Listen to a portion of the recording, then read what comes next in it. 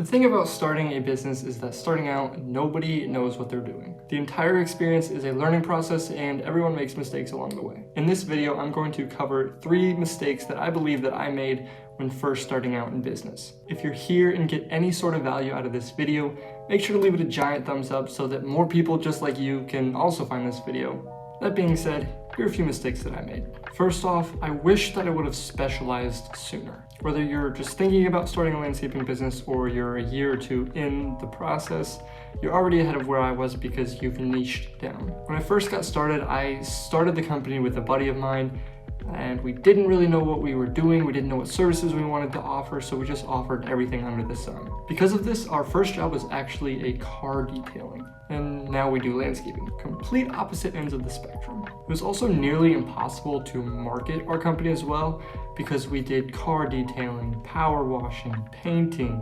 recycling pickup, furniture moving. We even cleaned a chicken coop.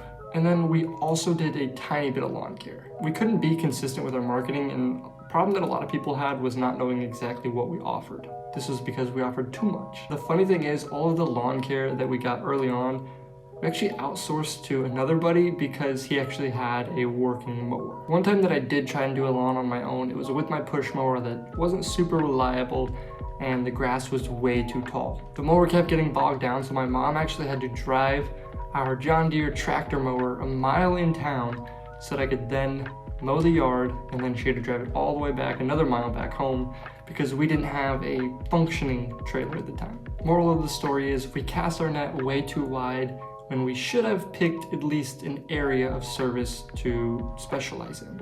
This enables you to learn that service in depth and also get all the required equipment instead of having to sprinkle and dabble in getting equipment for a bunch of different services. This also would have allowed us to charge higher prices up front because we would have been seen as specialists instead of generalists. People are more willing to pay for somebody whose life work it is to focus on one specific problem rather than trying to solve 100 different problems. This is because they're most likely going to be a lot better at that one specific problem.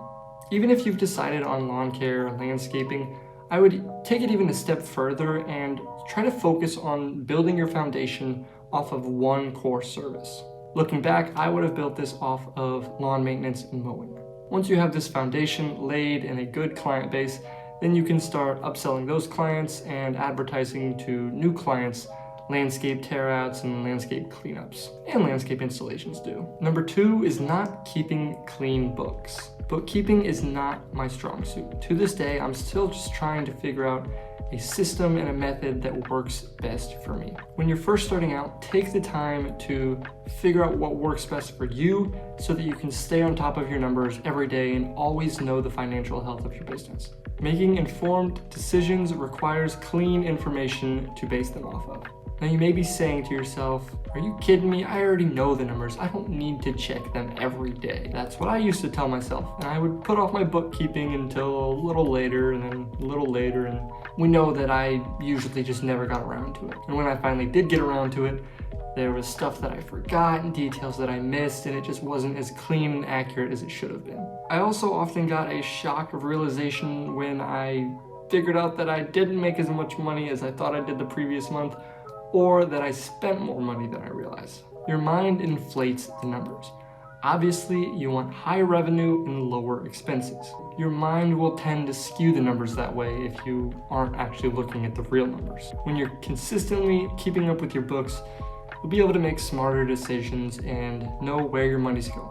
Number 3, and the last one, is making assumptions. One of the big reasons that I went into business with a friend starting out was because I had the idea and wanted to do it, but I was too scared to do it by myself. He's a big time go-getter person, so when I told him my ideas, he was like, well, let's do it.